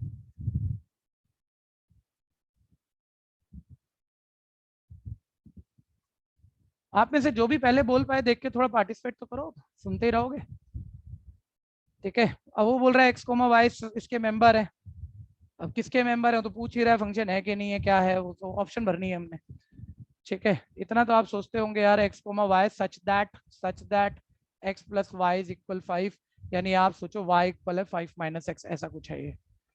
अरे uniquely Y dependent on X बना लो ना आप, जब भी तो आप फंक्शन चेक कर पाओगे ना कि आपने पुट किया एक्स की जगह, आंसर आया वाई, खुद कह रहे हैं एक्स और वाई सारे रियल है। थोड़ा सोचो, डिफरेंट रियल आप डालोगे, एक्स अगर सारे रियल हैं तो इनफाइनाइट रियल और सब अलग अलग होते हैं, नंबर लाइन के इनफाइनाइट नंबर सारे डिफरेंट नंबर है, और डिफरेंट नंबर 5 में से माइनस करो, आंसर तो डिफरेंट आएगा। सेम आने की वजह क्या है? यहाँ कोई स्क्वायर नहीं है, यहाँ कोई मॉडुलस नहीं है, यहाँ कोई ग्रेटेस्ट इंटीजर नहीं है, कोई भी तो खास बात नहीं है यहाँ, ठीक है भैया। तो सर ये तो साफ दिख रहा है कि एक तो पूरा पहला सेट में इसमें डोमेन एक्स बोल रहा है ना रियल, सारी रियल डाल सकता हूँ, पूरा पहला यूज होगा। दूसरा वो डिफरेंट नंबर डालूंगा, आंसर डिफरेंट आएंगे। ये नहीं हो सकता मैंने दो अलग अलग तरह के रियल डाले और 5 में से माइनस करे और आंसर सेम आ जाए, हो नहीं सकता, इतनी मैथ्स तो अपने को भी आती है, कोई भी कह देता है। तो फंक्शन तो है सर ये, ठीक है भैया, लेकिन सर सिंगल डोमेन में सिंगल ही रेंज आएगा, 1 to 1 मैपिंग है, और इतना मतलब काफी सोचना पड़ रहा है इसमें अगर आप ऐसे जा रहे हो तो। मैं कह रहा हूँ इसका सिंपल सा लॉजिक है एक, कि यार लीनियर इक्वेशन का ग्राफ तो तुम्हें हमेशा से पता है कैसे बनता है, शेप ही पता है और कुछ नहीं, तो स्ट्रेट लाइन है। तो भैया ये स्ट्रेट लाइन में क्या तुम्हें ये नहीं दिख रहा कि ये एक्स वाई इनफाइनाइट पॉइंट की कलेक्शन है, और इनफाइनाइट पॉइंट ये जो भी है इन सबकी एक्सपोजिशन तो अलग है, सिंगल है। ऐसे ही है ना, परपेंडिकुलर डाल के तो एक्सपोजिशन पढ़ते हो ना ग्राफ पे, और परपेंडिकुलर डाल के वाई पोजीशन पढ़ते हो सर, हर पॉइंट की एक्सपोजिशन अलग है, और उस एक्स पे एक वाई पोजीशन परपेंडिकुलर डाल के वो अलग आएगा, ठीक है सर। तो साफ तो दिख रहा है यार, 1 to 1 मैपिंग है, 1 to 1 फंक्शन है, ठीक है भैया। दिक्कत है तो बोलना।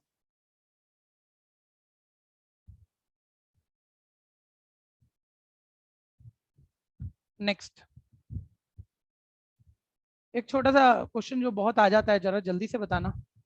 ऐसे ही मैंने कुछ भी बना दिया, मैंने मतलब ग्राफ बने आते हैं आपके पेपर में ना, भाई ये फंक्शन है या नहीं है, जल्दी बोलो ये फंक्शन है या नहीं है। नहीं है सर।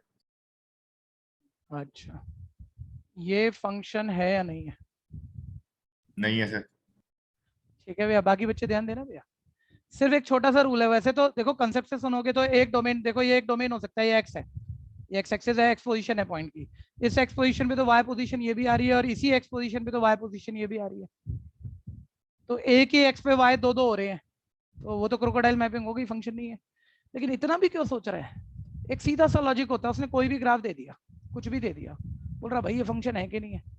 आप सिर्फ एक वाई एक्सिस के पैरेलल लाइन बनाओ उस पूरे ग्राफ पे, सर्कल है ना ये, मान लो सर्कल है, ठीक है। इस पूरे सर्कल पे ना वाई एक्सिस के पैरेलल जितनी लाइनें बन सकती है इनफाइनाइट सारी सोचो, कोई भी वाई एक्सिस के पैरेलल लाइन इस कर्व को, इस ग्राफ को 2 पॉइंट पे काट जाए तो ये फंक्शन नहीं है, पैरेलल लाइन है, क्योंकि 2 पॉइंट पे काट गई यानी उनकी उन दोनों पॉइंट की एक्स पोजीशन तो सेम है लेकिन वाई पोजीशन अलग है, इसका मतलब ये हो गया, यानी एक डोमेन पे दो रेंज हो गए, तो फंक्शन नहीं है, ठीक है। एक सिंपल सा तरीका होता है, ठीक है भैया। वापस आ जाना। Third, X comma Y X is equal 4, बोल रहा है फंक्शन है नहीं है, 1 to 1 है, क्या यार इसमें वाई तो मुझे दिख ही नहीं रहा, ठीक है भैया। ये तो मेरे को एक इक्वेशन दिख रही है इस वक्त जो कि सिर्फ एक्स का एक रिलेशन है, ठीक है, इसमें वाई नहीं है, ध्यान देना। अरे डोमेन तो ये हो गया, रेंज कहाँ है आपकी, वाई यहाँ कहाँ है? तो बच्चा बोलेगा नहीं है, कोई बात नहीं, ऐसे लिख लो 0 वाई, हाँ लिख सकते हैं, मना नहीं है। अब वाई निकाल ले, इतनी मैथ्स तो तुम्हें भी आती है, वाई तुम्हारा नॉट डिफाइंड हो गया, ठीक है, वाई नॉट डिफाइंड हो गया तुम्हारा, ये फंक्शन नहीं है, ध्यान देना, ठीक है भैया। वाई रियल नहीं आ सकते इसमें, एक्स 4 है तो बस 4 है, वाई कहाँ है, वाई तो है ही नहीं, ठीक है, not a function, A part. Fourth, y equal x square, बहुत अलग अलग तरीके होते हैं, देखो मैंने सीधा अंदर से निकाल लिया वो अलजेब्रिक रिलेशन। सर x को नॉट डिफाइन, y को नॉट डिफाइन क्या, ऐसा नहीं कह सकते क्योंकि रियल से बिलोंग कर रहे हैं, तो हम y को कह सकते हैं कुछ भी हो और x सिर्फ 4 है। और क्या हो गया, दोबारा बोल दियो। सर इस क्वेश्चन में क्या रखा है, x और y मेरे दोनों भाई रियल से बिलोंग इक्वेशन कर रहे नहीं हैं। पढ़ रहा, पहली बात ये समझ, तो इक्वेशन नहीं पढ़ रहा है मेरे भाई, तू फंक्शन पढ़ रहा है, ठीक है। फंक्शन में लेफ्ट हैंड साइड कुछ नहीं होती, वो वाई एक्स का रिलेशन भूल जा। फंक्शन बस ये कोई क्वांटिटी है, जो पुट करेंगे वो डोमेन, जो इसका रिजल्ट आएगा वो रेंज, ऐसा है, ठीक है। तू ग्राफ का कंसेप्ट क्यों लेके जा रहा है? तू यस ग्राफ ले जा, चल, तू इतना बढ़िया बच्चा है, ले तू ग्राफ ही लेके जा, ले।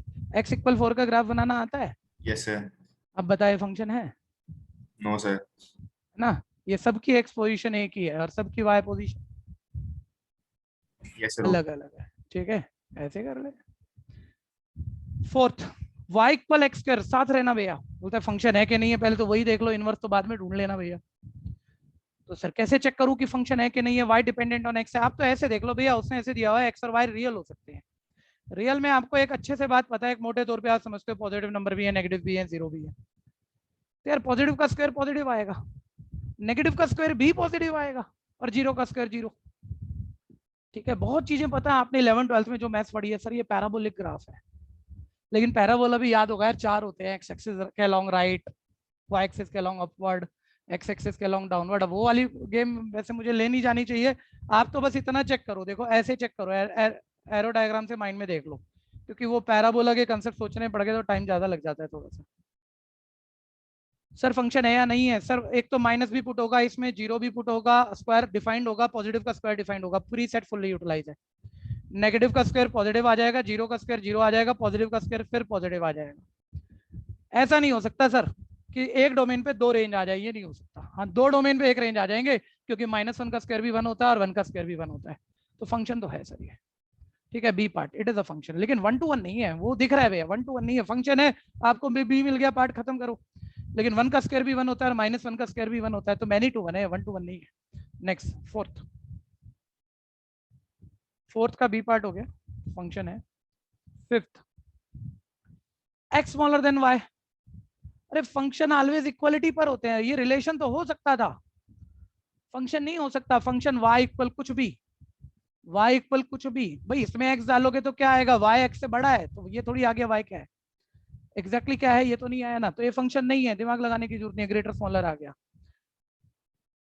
सिक्स्थ, डोमेन पूछ रहा है और ये नहीं कहा फंक्शन है भैया, छोड़ो क्या है, डोमेन पूछ रहा है, चाहे रिलेशन की हो चाहे फंक्शन की हो, ठीक है भैया। जो भी है ये सेट नोटेशन रोस्टर फॉर्म है और फर्स्ट पोजीशन डोमेन है, 1,2 1,2 की कलेक्शन डोमेन है, ठीक है। पहली पोजीशन डोमेन है, बाद वाली पोजीशन रेंज है, तुम्हें हमेशा से पता है।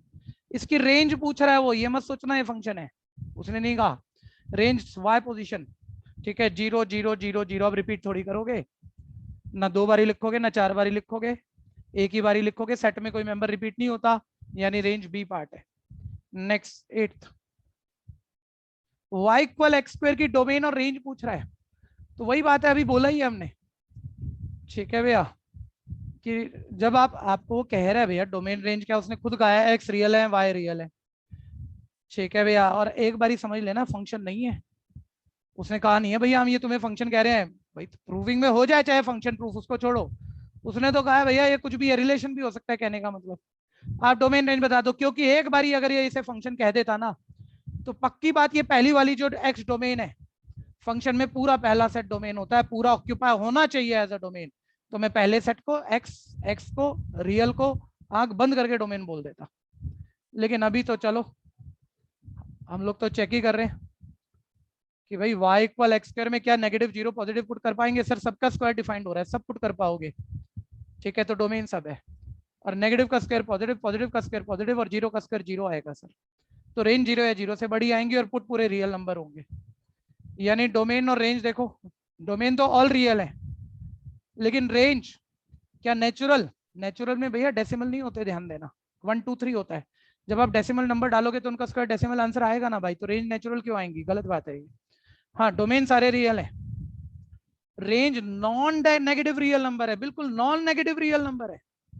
माइनस छोड़ दो, बाकी जीरो का स्क्वायर जीरो भी आएगा, पॉजिटिव का स्क्वायर पॉजिटिव भी आएगा, और नेगेटिव का स्क्वायर पॉजिटिव भी आएगा, यानी आंसर बी पार्ट है, ठीक है। सारे रियल डाल के रेंज सारे रियल तो आने से रही, स्क्वायर होके पॉजिटिव हो जाएगा, नेगेटिव आंसर तो आएगा नहीं, बी पार्ट। कंफ्यूजन है तो बोलना, पढ़ो देखो ध्यान से समझो कह क्या रहा है, करना क्या है वो तो कोई बात है नहीं, कह क्या रहा है पहले वही चेक कर लो।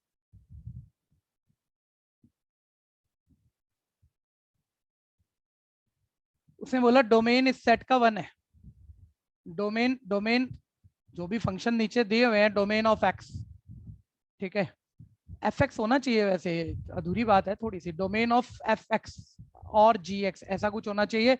नहीं बोला, ऐसे मान लो एक्स मतलब एक्स दोनों में यूज है, तो दोनों के डोमेन ऐसा मान लेते हैं, दोनों के डोमेन 1 है, सेट का मेंबर यानी 1 है, इन दोनों में 1 डाल सकते हो। Which of the following function give value equal to 1, domain तो 1 ही लेना है तुमने। बोलता है नीचे कौन से फंक्शन है जो कि वैल्यू डोमेन 1 डालने पर वैल्यू 1 ही देंगे। घटिया सा क्वेश्चन है, सिर्फ थ्योरी समझनी है।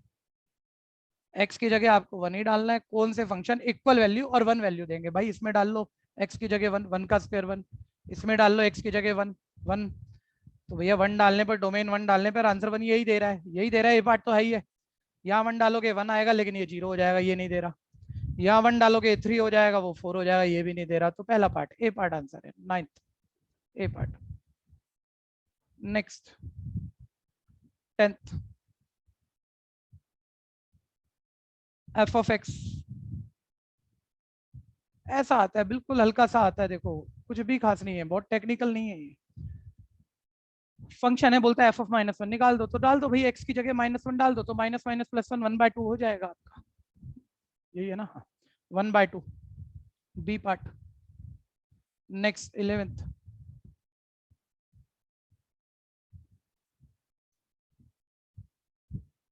x -1 अपॉन एक्स है जी एक्स, बोलते हैं जी ऑफ -1/2 निकाल दो। तो ये तो क्या है, खैर -1/2 -1 हो जाएगा -3/2, नीचे -1/2, नेगेटिव नेगेटिव कट हो गया, 2 से 2 कट हो गया, आंसर 3 आ गया, ऑप्शन आ गई डी पार्ट। नेक्स्ट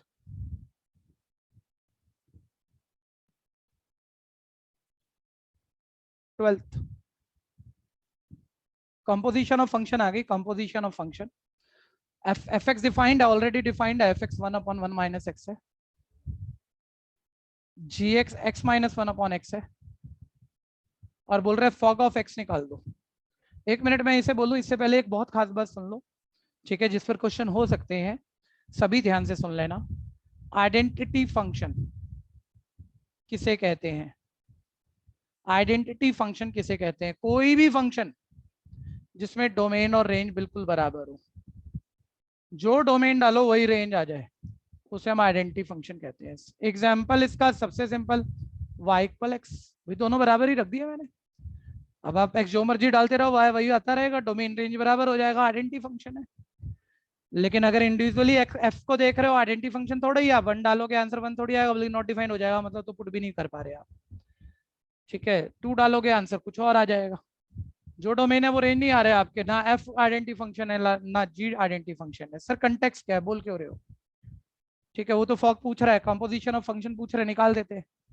नहीं वो निकाल तो देते हैं, लेकिन कुछ तो है कंटेक्स्ट, ध्यान से सुन लेना, ठीक है। F of G of X को आप जानते होंगे, इसको ऑफ रीड करते हैं, ऑफ का मतलब ब्रैकेट होता है, F of G of X ऐसा लिख सकते हैं, करा हुआ आपने 11th-12th में, बहुत करा हुआ है। एफ ऑफ जी एक्स की वैल्यू डाल दो, जो कि एक्स माइनस, ध्यान से डाल लेना, इसमें गलती भी हो जाती है, ये तो नॉर्मल है, ये कोई खास बात नहीं है। जी एक्स की वैल्यू डाल दी।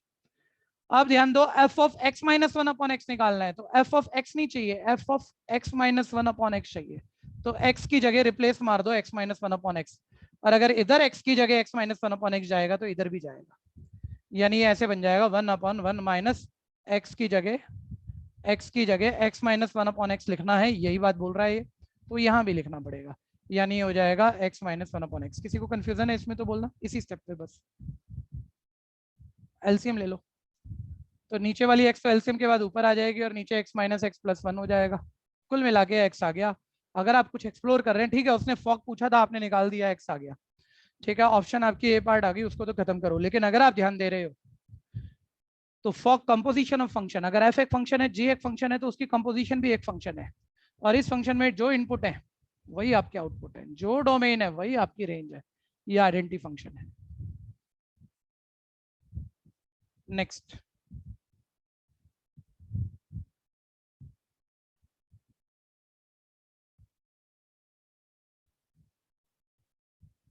अगला ध्यान दीजिए, 13th,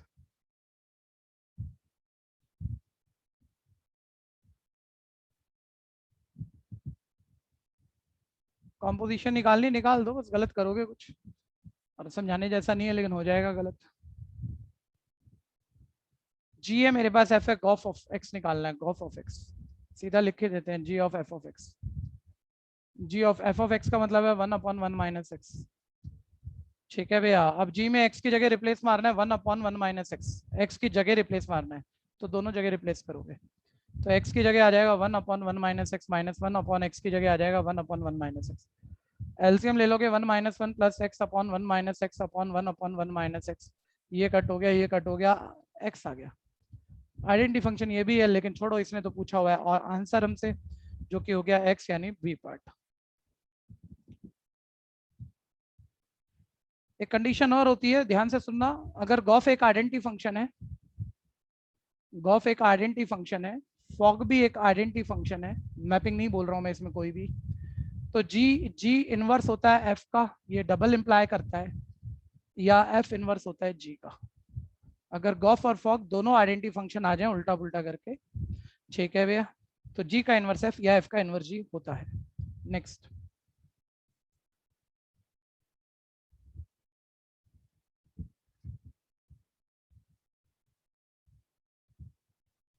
फोर्टीन्थ, वो बोलता है 2 की पावर एक्स एक फंक्शन है, 1 to 1 है, मैनी टू 1 है, 1 to मैनी है। ठीक है भैया, 1 to मैनी है, 1 to मैनी तो फंक्शन ही नहीं हो सकता ना, ऐसे नाम बना दिया कुछ भी अपने मन का। ठीक है भैया, और नन ऑफ दिस 2 की पावर एक्स एक्सपोनेंशियल फंक्शन है, आप समझते हो। ठीक है भैया, पावर पे चीजें बदल रही हैं, वेरी कर रही है ना, तो खैर मैं ही कह रहा हूँ इसको फंक्शन चेक करने का तरीका, और फिर मैनी 1 to 1 है कि मैनी टू 1 है, टाइम लग जाएगा थोड़ा सा आपको। तो 1 सेकंड में ग्राफ दिखता है इसका, 1 सेकंड में ग्राफ। तो ग्राफ ना इनफाइनाइट, एक्चुअली ग्राफ ना इनफाइनाइट पॉइंट की कलेक्शन होता है भैया। अभी कैसे बना वो छोड़ो, वो तो 1 सेकंड में बनवा लूंगा। ग्राफ इनफाइनाइट पॉइंट की कलेक्शन है, और वो इनफाइनाइट पॉइंट ना हमें एक तो ये दिखा रहे होते हैं कि हर पॉइंट की एक्स पोजीशन तो अलग अलग है, हर पॉइंट की वाई भी अलग अलग है, तो 1 to 1 है।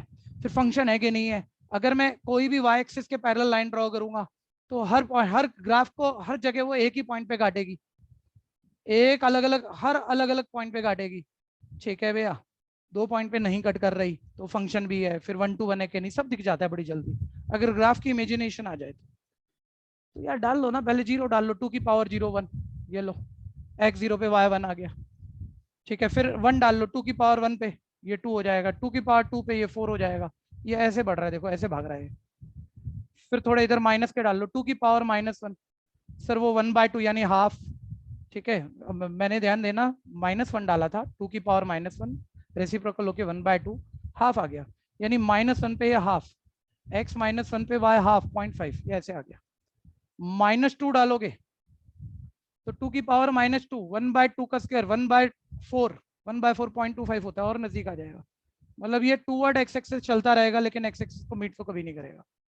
एक्सपोनेंशियल ग्राफ बहुत देख रहे हो, कोविड के में जितनी न्यूज सुन रहे हो सारा कोविड का ग्राफ ऐसे ही दिखा रहे हैं, एक्सपोनेंशियली चेंज हो रहा है। ठीक है, छोड़ो उस बात को। ठीक है भैया, तो मैं ये क्या कह रहा था, उसने बोला भाई ये क्या 1 to 1 मैपिंग है, मैनी टू 1 मैपिंग है, तो भैया पहली बात ये फंक्शन है, पहले हमने ये चेक कर लिया, क्योंकि वाई एक्सिस के पैरेलल जितनी भी लाइन बनाएंगे वो इस पूरे कर्व को एक ही पॉइंट पे काटेंगे, हर डिफरेंट पॉइंट पे काटेंगे। ठीक है भैया, दूसरा 2 पॉइंट पे नहीं काट रही वो पैरेलल वाली लाइन। दूसरा है 1 to 1 मैपिंग है, क्योंकि सभी पॉइंट की एक्स पोजीशन और सभी पॉइंट की वाई पोजीशन वाई पे परपेंडिकुलर डालते रहो, अलग अलग है, अलग अलग है, कहीं से भी डाल लो, तो सिंगल डोमेन पे सिंगल रेंज है। ठीक है भैया, 1 to 1 मैपिंग है, ए पार्ट।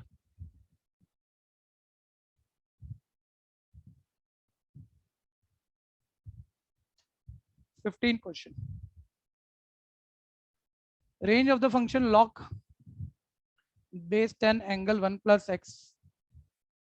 ठीक है भैया, इसकी रेंज पूछ रहा है वो इस फंक्शन की, जबकि वो कह रहा है भाई आपका x 0 से लेकर 9 तक कुछ भी हो सकता है, सारे साथ रहिए।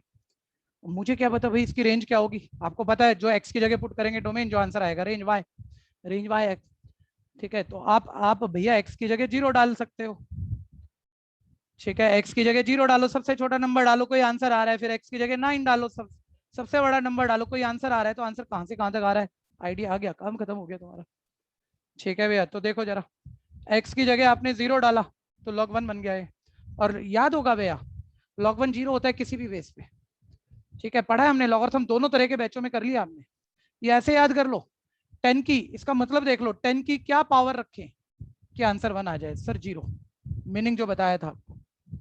ठीक है, या log 1 किसी भी बेस पे 0 होता है, यानी ये तो 0 आ गया आपका, स्मॉलेस्ट नंबर पे तो ये 0 आ गया।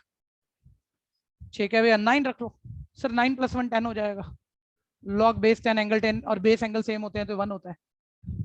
तो स्मॉलेस्ट और लार्जेस्ट नंबर रखने पर जो आंसर y के आए हैं मेरे 0 से 1 तक आए हैं, और 0 आया है लेफ्ट कॉर्नर, राइट कॉर्नर 1 आया, बीच वाले डालने पे बीच वाले आएंगे, यानी मेरा आंसर क्लोज 0 to 1 हो गया, क्लोज 0 to क्लोज 1 हो गया। कॉर्नर इंक्लूड करने हैं, ध्यान देना, ए पार्ट।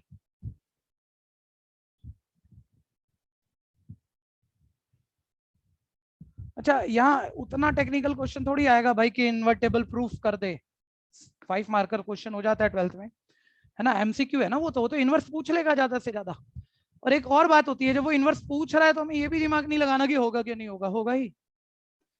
ठीक है भैया, वो भी मत देखो ना, कोई मैपिंग भी नहीं दी जिससे आप प्रूफ भी कर लो कि चेक भी कर लो, माइंड में ही चेक कर लो। ठीक है, डोमेन कोडोमेन रेंज कुछ नहीं बताया, वो तो कह रहा है भैया इसका इनवर्स बता दे, यानी पॉसिबल है ये हम कह रहे हैं, तू बता दे बस। तो आप इसका इनवर्स निकाल ही लोगे, ऐसा नहीं होने वाला है, सभी ध्यान से सुन लेना। अगर कोई function uniquely Y dependent on X है, ये ओरिजिनल फंक्शन है, ठीक है, तो इसका इनवर्स अगर यूनिकली वाई, अकेला Y dependent on X original function है, तो इसका इनवर्स पलट दो, uniquely X dependent on Y, इसका इनवर्स फंक्शन है।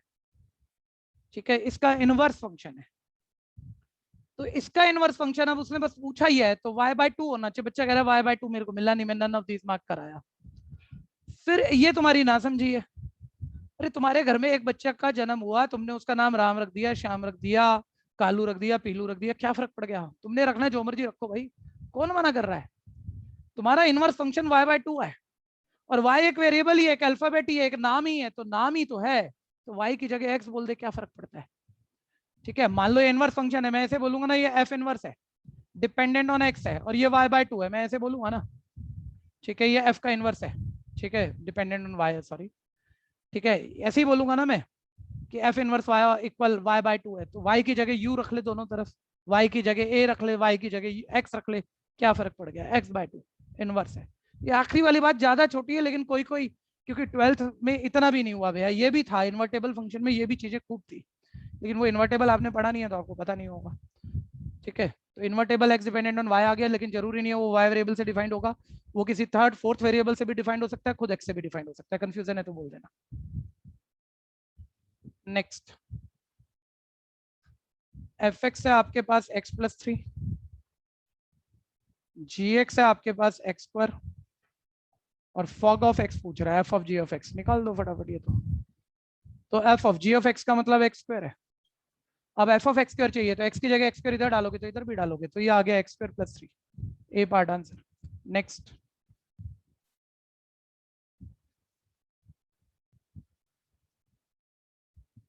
एफ एक्स है, जी एक्स से मल्टीप्लाई पूछ रहा है, F X into G X, कर दो मल्टीप्लाई, उसमें क्या है, x³ + 3x² मल्टीप्लाई करोगे, x³ + 3x², C part answer है। Next, H X is equal है log बेस 10 एंगल x, बोलते हैं इसका इनवर्स बताओ। ठीक है, एच एक्स को y बोल लो आप, थोड़ा आसान दिखे आपको। ठीक है जी, एच एक्स को y बोल लो, आप ध्यान से सुनो, अगर uniquely y dependent on x, ये ओरिजिनल फंक्शन दिया, अब इसका इनवर्स लिखना है तो x डिपेंडेंट ऑन y बनाना है, लॉगरिथम की डेफिनेशन यूज करो, ऐसे याद करो, बच्चों बताया था ना, log a base a angle b equal c का एक्सपोनेंट नोटेशन a की power b is equal a की पावर c इक्वल b होता है, ये बेस बेस रहेगा, राइट साइड पावर हो जाएगी, ये रिजल्ट हो जाएगा। फिर ये तो रटाफिकेशन है जो आप 10 बार ही भूल सकते हो, एग्जाम्पल ऐसे ध्यान रखा करो, अगर इसको एक्सपोनेंट नोटेशन में लिखेंगे तो ऐसे लिखेंगे 2 की पावर 5 32। ठीक है भैया, अब वापस आ जाओ, तो y uniquely y dependent on x original function है, तो x डिपेंडेंट ऑन y ऐसे कैसे बनाओगे, तो डेफिनेशन यूज कर जाओ कि 10 की पावर y इक्वल x होना चाहिए, एक्सपोनेंट नोटेशन में बदल जाओ इसे, 10 की पावर y इक्वल x होना चाहिए। ठीक है भैया, तो अब ध्यान दो, अब ये कुछ इस तरह का है और तुम्हें x डिपेंडेंट ऑन y बनाना है, और x डिपेंडेंट ऑन y बन चुका है, ये ध्यान दो, x डिपेंडेंट ऑन y 10 की पावर ये y, यही है इनवर्स। बच्चा कह रहा है 10 की पावर y कोई ऑप्शन ही नहीं है, वो तुम्हारी फिर बुद्धि का फर्क है, अरे भाई 10 की पावर y या 10 की पावर x वो तो वेरिएबल है, उससे क्या फर्क पड़ गया। ठीक है भैया, तो ये आपका इन्वर्टेबल फंक्शन है, यानी वेरिएबल पार्ट बी आंसर आ गया। कंफ्यूजन है तो बोलना, वेरिएबल चेंज पे कंफ्यूजन है तो बोल दो।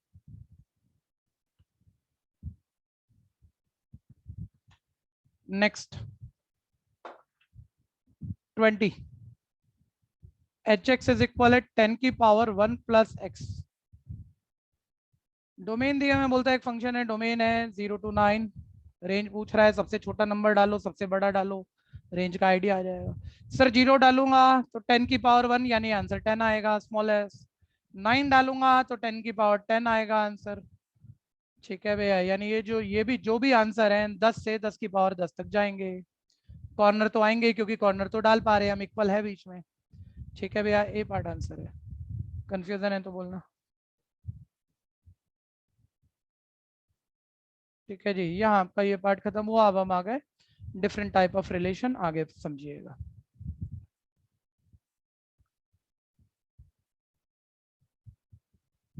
या आज यहीं छोड़ेंगे, ठीक है, इसे कल खत्म कर देंगे। अब थोड़ा सा एक काम कर लेना क्योंकि टाइम बच रहा है हमारे पास, सीए फाउंडेशन वालों के पास हिसाब से कह रहा हूँ, एंट्रेंस वालों के लिए तो अभी और दूसरे टॉपिक शुरू हो जाएंगे। ठीक है भैया, सीए फाउंडेशन बैच के साथ आप अभी हो, कुछ दिन और हो, तो मैं ये कह रहा हूँ ये रिलेशन फंक्शन तो कल खत्म हमारा। इसके बाद डेरिवेटिव इंटीग्रेशन मेरा कराने का कोई मन नहीं था, क्योंकि ऐसा नहीं है अपन करा नहीं सकते, लेकिन इतनी बड़ी बात है, महीनों महीनों की बात है, जितना मर्जी करते रहो। ठीक है, वो 11th-12th में हुआ है तो वो रिपीट आपको करना था। तो मैं कह रहा हूँ कुछ जरूरी चलो सिलेक्टेड पार्ट तो मैं करा ही सकता हूँ, अब टाइम भी है हमारे पास तो प्रैक्टिस मार देंगे उसकी भी। लेकिन आप एक बारी भैया डेरिवेटिव के और इंटीग्रेशन के फॉर्मूले पढ़ लेना सारे। ठीक है भैया, क्योंकि जब फॉर्मूले वाली चीजें आती है ना, और जब मैं पूछूंगा बहुत उसमें आपसे, आप अटक जाओगे तो बैच चल नहीं पाएगा, और आप इतने बड़े भी डांट सुन जाओगे मेरे से अच्छे से। सारे फॉर्मूले ढंग से पढ़ लेना बस, बाकी काम मेरा। ठीक, चलिए अभी लीव कर सकते हैं, कल मिलेंगे, गुड बाय। कल का मतलब 1 मिनट रुकना, 1 मिनट रुक जाना। क्लास सब वो बोला ना, कल तो संडे है, 7 से 9 में भी कल होगी। एक बारी लिंक का टाइम दे देते हैं ताकि आप सारा दिन ना चेक करते रहो। सुबह 10 बजे चेक कर लेना कल, और कल नहीं हुई तो फिर परसों इसी टाइम पे आएगी जैसे आती है। ठीक है जी, गुड बाय।